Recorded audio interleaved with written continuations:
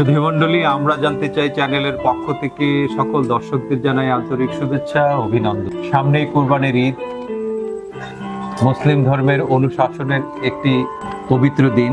এই কুরবানিতে আমরা বিভিন্ন ধরনের পশু কুরবানি দেই। একটি ভালো এবং সুস্থ পশু আমরা কিভাবে ক্রয় করতে পারি, কি কি বিষয়গুলো লক্ষ্য রাখা উচিত, এই বিষয়গুলো নিয়ে আলাপ করবেন ডাক্তার এ সুফিয়ান। এই ঈদুল আজহা উপলক্ষে আমরা সাধারণত পশু কোরবানি দিয়ে থাকি। তো ইসলামী দৃষ্টিকোণ থেকেও পশু কোরবানির কিছু নিয়মতান্ত্রিক আছে, যেমন একটি সুস্থ গরু, সবল গরুকে কোরবানি দিতে হবে। আমাদের ট্রেডিশন অনুযায়ী দেখা যায় যে আমরা বাজার থেকে যে গরুগুলো কিনি, অনেক সময় অনেক গরু অসুস্থ হয়ে থাকে বাজারে এসেও, বা অসুস্থ গরু বাজারে নিয়ে আসে। তো দেখা যাচ্ছে অসুস্থ গরু কোরবানি দেওয়া আসলে ইসলামী মতে বা আমাদের ধর্মীয় মতে নিষেধ। আপনারা দেখেন আমাদের পাশেই যে গরুগুলো আছে, এগুলো কিন্তু সম্পূর্ণ সুস্থ গরু, এবং এরা কিন্তু অ্যালার্টনেস দেখেন আমাদেরকে গুঁতো দিচ্ছে বা আমাদেরকে। তো এই অ্যালার্টনেসটা আপনাকে খেয়াল রাখতে হবে যে গরুটা কি অ্যালার্ট কিনা, নাম্বার ওয়ান। নাম্বার টু, গরুটা ঝিমাচ্ছে কিনা, গরুটা শুয়ে আছে কিনা, উঠে দাঁড়াচ্ছে কিনা, এগুলো দেখতে হবে। আপনার দৃষ্টিতে দেখবেন যে কোথাও কোনো ক্ষত এগুলো আছে কিনা। বিশেষ করে আমরা জানি এফএমডি বা খুরা রোগ হলে গরুর মুখে জিহ্বা এবং খুরের মাঝখানে ঘা হয় বা ইরোশন হয়, যে তাহলে আপনারা বুঝবেন যে এই গরুটা খুরা রোগে আক্রান্ত, এই গরু আপনি কিনবেন না। তারপরে গরুর মলটা দেখতে পারেন। গরুর মল সাধারণত দেখা যায় যে সুস্থ স্বাভাবিক গরুর একটা সেমি সলিড টাইপের একটা মল হয়, কিন্তু যখন দেখবেন যে গরুটা আক্রান্ত বা অসুস্থ, ডায়রিয়া, তখন দেখবেন যে মলটা একদম লিকুইড হবে এবং তার পায়ুপথ বরাবর এটা লেগে থাকবে এরকম। তারপর গরুর চোখটা দেখতে পারেন, চোখটা উজ্জ্বল কিনা। তারপরে গরুর আপনার লেজটা দেখতে পারেন, লেজে কোনো ধরনের ঘা আছে কিনা বা আছে, কারণ আমরা জানি যে লেজ গ্যাংগ্রিন, টেল গ্যাংগ্রিন, এরকম ধরনের অনেক ধরনের রোগ থাকে। মূল কথা হচ্ছে যে গরুর বাহ্যিক দিকটা দেখেই আমি বুঝতে পারবো যে গরুটা সুস্থ। এভাবে আমরা কিন্তু একটা গরুকে সুস্থ বা সবল গরু হিসেবে নির্ণয় করতে পারি। প্রথম জিনিসটাই হচ্ছে তার অ্যালার্টনেস। এই আমরা দেখেন, আমরা এই যে আপনাদেরকে দেখাচ্ছি, তো এই অ্যালার্টনেসগুলো দেখেন, গরু কতটা অ্যালার্ট, সে এসে দিচ্ছে। এইগুলো হচ্ছে সুস্থ গরুর নমুনা। সাধারণ মানুষ যখন গরু কিনতে যায়, এত কিছু দেখার আসলে সুযোগ পায় না একটা হাটে। তো আমি যেটা জানতে চাচ্ছিলাম, গরু তো বাধা থাকে, খাওয়া দাওয়া থাকে। কুরবানির হাটে সাধারণত আমরা গরুকে খেতে দেখি না, এখন অনেক গরুকে খেতে দেখি না। এখন এই ব্যাপারে কি সিদ্ধান্ত নেওয়া যায়? সে স্বতঃস্ফূর্তভাবে খাচ্ছে কিনা, খাওয়া দিয়ে কি এটা টেস্ট করা সম্ভব? হ্যাঁ, এটা একটা ভালো কোশ্চেন যে আপনি সে খাচ্ছে কিনা এটাও দেখা, যে একটা সুস্থ গরু কিন্তু স্বাভাবিকভাবে সে খাবে, সে মল ত্যাগ করবে, সে মূত্র ত্যাগ করবে। তো এই জিনিসগুলো কিন্তু আমার মনে হয় যে আপনাদের সাধারণ মানুষের দেখে বোঝা উচিত। তবে আমি যেটা গুরুত্ব দিচ্ছি যে একটা গরু সুস্থ কিনা সেটা আপনি তার অ্যালার্টনেস দেখলেই বুঝতে পারবেন যে গরু অ্যালার্ট কিনা। যেমন আমাদের পাশে যে গরু, হ্যাঁ, চঞ্চলতা, গরুটা চঞ্চল কিনা, যেমন সে কাছে আসতেছে, সে রেসপন্স করতেছে। হ্যাঁ, যে সুস্থ গরু কিন্তু রেসপন্স করবে, আচ্ছা, আর অসুস্থ গরু কিন্তু রেসপন্স করবে না। সে কিন্তু মানে তার নির্জীবতা থাকবে, সে উঠে দাঁড়াবে না, বা মানুষ দেখলেও সে কেয়ার করবে না। আরেকটা বিষয় ছিল, ওই আপনার গরু চামড়ার উপরে হাত দিয়ে, আঙ্গুল দিয়ে ঢাবিয়ে দেখার কোনো বিষয় আছে কি না? এটা আমরা আসলে কি, এটা ডিহাইড্রেশন টেস্ট বলে। এটা গরুর ডিহাইড্রেশন আছে কিনা সেটা বোঝার জন্য আমরা গরুর এই যে চামড়াটাকে যদি টান দিয়ে যদি ছেড়ে দেই এবং দেখি যে 5 সেকেন্ডের মধ্যে যেটিতে আবার মিলাই গেছে, তাহলে বুঝবো যে এটা ডিহাইড্রেশন নাই। যেমন এই গরুটা কিন্তু 5 সেকেন্ডের মধ্যে এই যে দেখেন মিলাই গেছে, আচ্ছা, তার মানে এটা ডিহাইড্রেশন নাই। আর যদি 5 সেকেন্ডের মধ্যে যদি মিলে না যেত, অনেকক্ষণ যদি থাকতো, তাহলে বুঝতাম যে এটা ডিহাইড্রেশন আছে, এটা পানির শূন্যতা আছে। না, নরমালি হাটে থাকলে তো কিছু ডিহাইড্রেশন হতেই পারে। সেই ক্ষেত্রে যদি চামড়া মিলিয়েও যায়, আমরা বাড়িতে নিয়ে যদি পানি খাওয়াই, সমস্যা তো না, ওকে স্যালাইন, হ্যাঁ, ডিহাইড্রেশনের জন্য স্যালাইনটা হচ্ছে গুরুত্বপূর্ণ। তাকে ওই 20 লিটার পানিতে একটা গুলে দিয়ে 25 গ্রাম দিলে সে একবারে খেয়ে ফেলবে। আরেকটা বিষয় আছে, কিছু কিছু গরু দেখি যে তার পেটটা অনেক বড়, হ্যাঁ, পেটটা অনেক ঝোলানো থাকে, অনেক বড়। আবার কিছু গরু আছে পেট খুবই কম, অত ঝোলানো না। এই দুটার মধ্যে পার্থক্য কি? কোন গরুটা আপনি ভালো মনে করেন? না, এগুলো আসলে হাইব্রিডাইজেশন, মানে এগুলো ব্রিডের উপরে নির্ভর করে। যেমন আমরা যদি দেখা যায় যে অরিজিনাল জাত যদি হয়, যেমন অরিজিনাল শাহিওয়াল বলেন, শাহিওয়ালের পেট চিপা, আবার হলস্টাইনের পেটটা আবার মোটা, আচ্ছা তাই না? এটা তো ব্রিড টু ব্রিড নির্ভর করে। আচ্ছা, এবার আমার যেটা জানতে চাওয়া, বাজারে গেলে আমরা সহসাই চিনতে পারি না কোনটা হাইব্রিড গরু কোনটা দেশি গরু, যদি এই ডিফারেন্সটা একটু বলতেন আর কি। এটা দেখার প্রথম দিকটা হচ্ছে যে আমরা কিছু তার বাহ্যিক দৃষ্টিকোণ দেখেই আমরা বুঝতে পারি।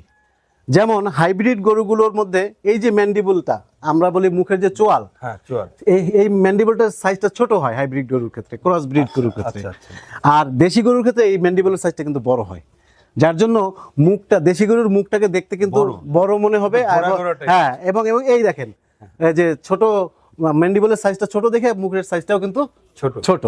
আর এটার ম্যান্ডিবলের সাইজ বড় দেখে কিন্তু মুখের সাইজটাও অনেক বড়। বড়। আচ্ছা। তো এটা হচ্ছে একটা বৈশিষ্ট্য। আর একটা বৈশিষ্ট্য, এর কপালটা থাকবে হচ্ছে ওয়াইড, এই মুখের ইয়েটা থাকবে ওয়াইড, যেটা দেশি গরুর মধ্যে থাকে না। যেমন দেশি গরুর হিপ বোনটা একটু ন্যারোয়ার হবে, আর ক্রস ব্রিডের ক্ষেত্রে হিপ বোনটা একটু একটু বড় হবে, চওড়া হবে বা ওয়াইড হবে, যার ফলে পিছন সাইডটা একটু মোটা মোটা মনে হবে। এছাড়া আরো কিছু পার্থক্য আছে, যেমন এইগুলো আমরা বলি যে এই গলার যে চামড়া, গলার নিচে যে চামড়াটা বিদেশি গরুর ক্ষেত্রে বা ক্রস ব্রিডের ক্ষেত্রে কিন্তু এটা ঝুলন্ত থাকে বেশি, আর দেশি গরুর ক্ষেত্রে কিন্তু অতটা ঝুলন্ত থাকে না, ভাজও তো থাকে। ভাজও অত থাকে না। তো এরকম কয়েকটা পার্থক্য দেখে কিন্তু আমরা গরুগুলোকে আচ্ছা, নির্ণয় করতে এই পারি। জায়গায় দেশি গরু হাইব্রিড গরুর মধ্যে চামড়ার থিকনেসে কোনো ইয়ে আছে? ভালো একটা কথা বলেছেন। আসলে চামড়া দেখেও বোঝা যায় যে ক্রস না দেশি গরু। আচ্ছা। যেমন সাধারণত দেশি গরুর চামড়াটা একটু পাতলা থাকে, আচ্ছা, পুরুত্বটা একটু কম থাকে। কম থাকে। আর যেটা হাইব্রিড গরুতে বা ক্রস ব্রিড গরুতে চামড়াটা একটু মোটা থাকে, পুরুত্বটা একটু মোটা থাকে। আচ্ছা আচ্ছা। এটা দেখেও আমরা কিন্তু নির্ণয় করতে পারি। আরেকটা বিষয় আছে, গরু দেখে বোঝার উপায় কি এটার মাংস অনেক বেশি হবে? আসলে এটা মাংস না, আপনার গরুর বডি ওয়েটের 60% হচ্ছে মিট পাওয়া যাবে, আচ্ছা। আর 40% হচ্ছে তার বোন বা আদার্স জিনিসগুলো। তো একটা গরুকে আপনি টেপ দিয়ে মেজারমেন্ট করলেই, দিয়ে আপনি একটা টেন্টেটিভ যদি বডি ওয়েট বের করতে পারেন, তো ওটা করে আপনি মেজারমেন্ট করতে পারবেন যে আমার গরুটার কতটুকু মাংস হবে।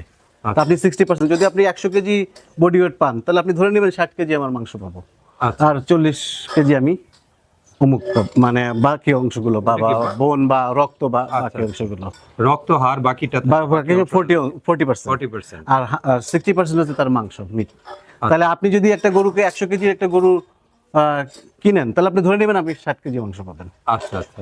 না, আরেকটা বলছিলেন গরুর মুখ দিয়ে যদি লালা পড়ে, লালা লালা তো অনেক গরুর ভিতর দিয়ে পড়ে, আসলে কি সব গরুই কি অসুস্থ? লালা পড়া মানে কি অসুস্থ? না, লালা পড়া মানেই কিন্তু আসলে অসুস্থতা নয়। লালা অনেক কারণে মুখে পড়তে পারে, অনেকটা ফেনা দেখি যেমন আমরা, হ্যাঁ সাদা ফেনা। হ্যাঁ, এটা অনেক কারণে হতে পারে। যেমন গরু অনেক সময় দেখা যায় যে গরু জাবর কাটে, যেটা আচ্ছা ঠিক আছে, যখন রেস্ট পিরিয়ডে থাকে জাবর কাটে, জাবর কাটলে তখন কিন্তু ফেনা আসে, লালা আসে। আচ্ছা। গরুকে অনেক সময় আপনি হেঁটে নিয়ে আসলেন গরমের মধ্যে, তখন কিন্তু তার লালা ঝরতে পারে। যে সুস্থ গরুর ক্ষেত্রে কিন্তু দেখা যায় কি এখানে একটু ঘাম গ্রন্থি বা ঘাম থাকবে, আচ্ছা আচ্ছা। সোয়েটটি থাকবে, মানে ওয়েটই থাকবে, বিষয়টা ড্রাই থাকবে না। আচ্ছা। আর অসুস্থ গরুতে কিন্তু পুরো ড্রাই থাকবে। বাজারে যদি গরু কিনতে যাই, তখন অনেক সময় দেখি গরুর শরীরে তাপ, এই তাপটা আসলে কিভাবে নির্ণয় করা যায়? এটা তাপ কি খুব বেশি, মানে এটা হালকা গায়ে ইনফ্লামেশন বা জ্বর আছে কিনা? এটা আসলে তাপ, এটা বোঝার আসলে উপায়টা কি? সাধারণ মানুষ বুঝবে কিভাবে এটার এর গায়ে জ্বর আছে কিনা? দুইটা জিনিস আমরা একটু আপনাকে যদি ব্যাখ্যা করি। একটা হচ্ছে যে ফিভার, আর একটা হচ্ছে হাইপারথার্মিয়া।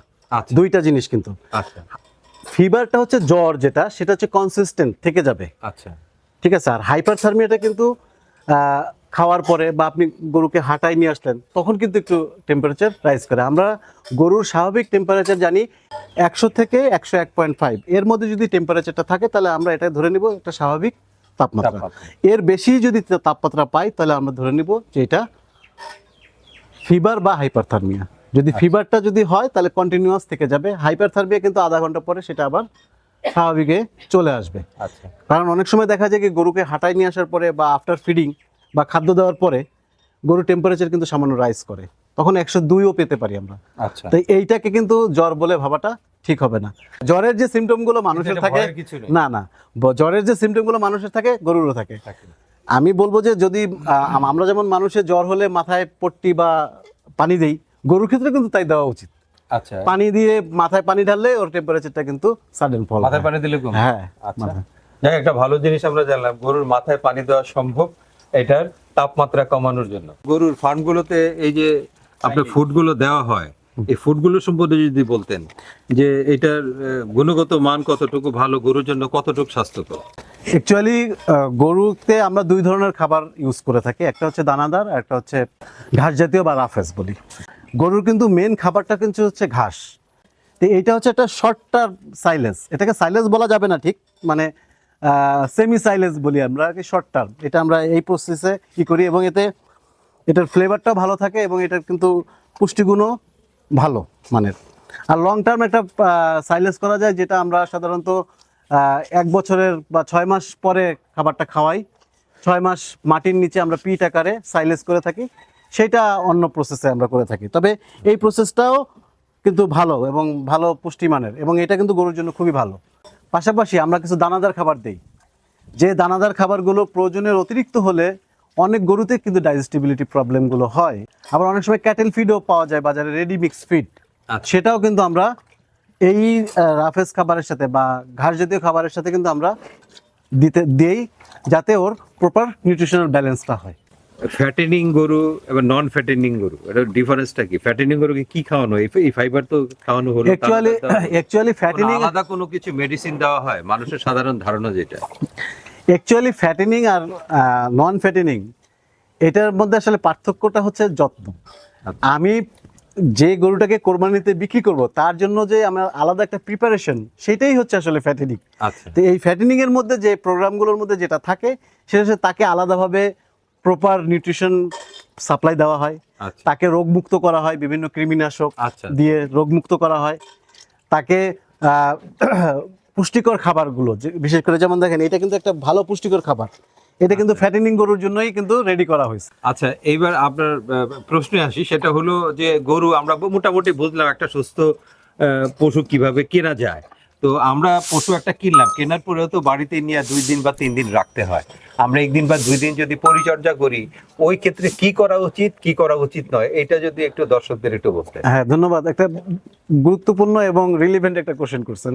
এটা আমাদের অনেকেরই কিন্তু ফেস করা হয়।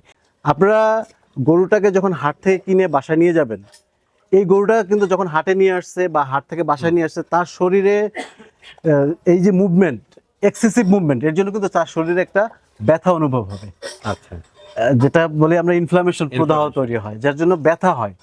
এই জন্য আপনার গরুটাকে বাড়িতে নিয়ে যদি এরকম সমস্যা থাকে, আপনার বাড়িতে নিয়ে জাস্ট প্যারাসিটামল জাতীয় বা ব্যথানাশক ট্যাবলেট বাজারে পাওয়া যায়, অ্যানিমেলেরও পাওয়া যায়, সেই প্যারাসিটামল জাতীয় ওষুধ আপনি খাইয়ে দিবেন এবং গরুকে পর্যাপ্ত পরিমাণে ফ্লুইড খাওয়াবেন এবং গরুকে গোসল করাবেন। আচ্ছা, এই কয়েকটা কাজ কিন্তু খুবই গুরুত্বপূর্ণ। এবং আরেকটা জিনিস খেয়াল রাখবেন, কোনো ধরনের ভাত, পচা ভাত বা অনেক সময় ভাতের মার অতিরিক্ত, প্লাস আমাদের যে বাসার যে খাদ্যগুলো নষ্ট হয়ে গেছে, সেই খাদ্যগুলো কিন্তু অনেক সময় গরুকে দেয়। এই কাজটা থেকে বিরত থাকতে হবে, কারণ এটা যদি খায় গরুর পেটে গ্যাস ফর্ম করবে, অনেক সময় এত বেশি গ্যাস হয় যে সে শ্বাসকষ্টে সে গরু কিন্তু মারাও যেতে পারে। তো আমরা আশা করব দর্শক মন্ডলী, আমরা জানতে চাই চ্যানেলের মাধ্যমে কোরবানির সহজভাবে কোরবানির গরু কোনটা আপনারা কিনতে পারেন এবং কোনটা আপনাদের জন্য লাভবান হয়। আমাদের সাথে ডক্টর AM সুফিয়ান ছিলেন। এতক্ষণ উনি কোরবানির গরু সম্পর্কে একটা বাস্তবসম্মত ধারণা দিয়েছেন। আমাদের চ্যানেলের পক্ষ থেকে আপনাকে অসংখ্য ধন্যবাদ এতক্ষণ আমাদেরকে আপনার মূল্যবান সময় দেওয়ার জন্য। আপনাদেরকেও ধন্যবাদ এবং আমরা জানতে চাই চ্যানেলকেও আমার পক্ষ থেকে অশেষ ধন্যবাদ।